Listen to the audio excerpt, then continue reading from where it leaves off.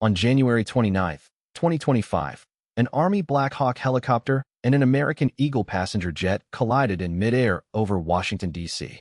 67 people died. Both aircraft crashed into the Potomac River. The Black Hawk was on a training mission near Reagan National, one of the busiest airspace corridors in the world. The CRJ was an American Eagle flight with 64 people aboard. Gone. All of them. Here's what the news covered: the collision, the rescue, the investigation.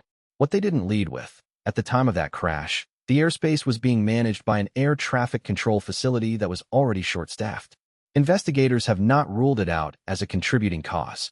And if you think that's a staffing problem, here's what you need to understand about how dangerous that really is.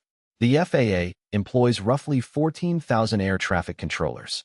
They handle more than 44,000 flights every single day. Zero margin for error. Here's the math. Over the last decade, the FAA lost 6% of its controller workforce. Flights increased by 10%. The agency was supposed to hire roughly 3,000 new controllers. They hired two-thirds of that. 200,000 people applied. 2% made it through training. 2%. Because it takes up to 6 years to fully certify a new controller between the FAA Academy in Oklahoma City and on-the-job training.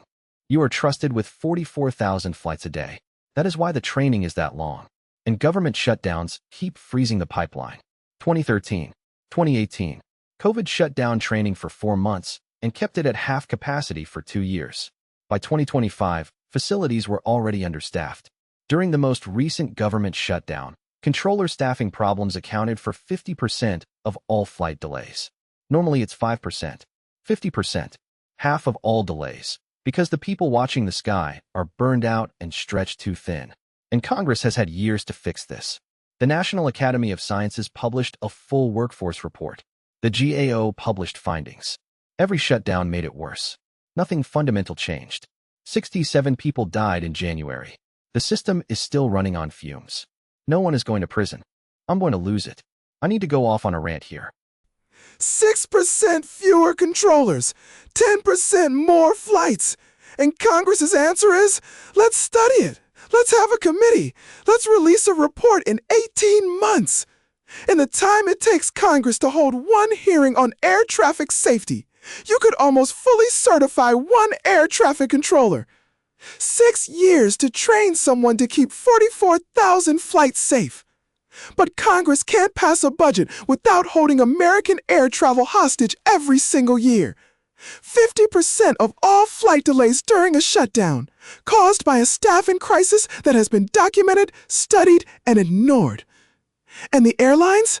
Record profits, stock buybacks, executive compensation in the tens of millions.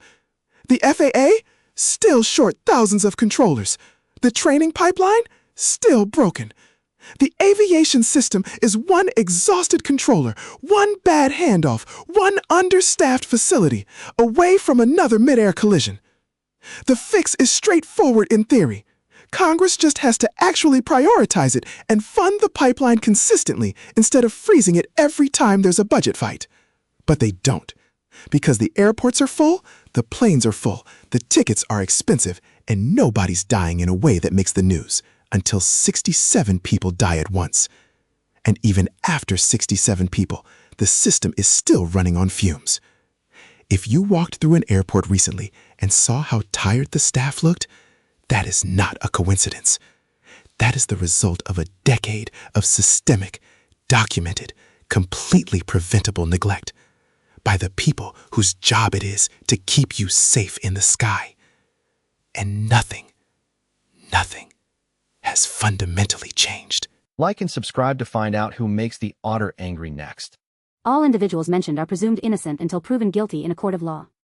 The allegations described are based on federal documents and public reporting.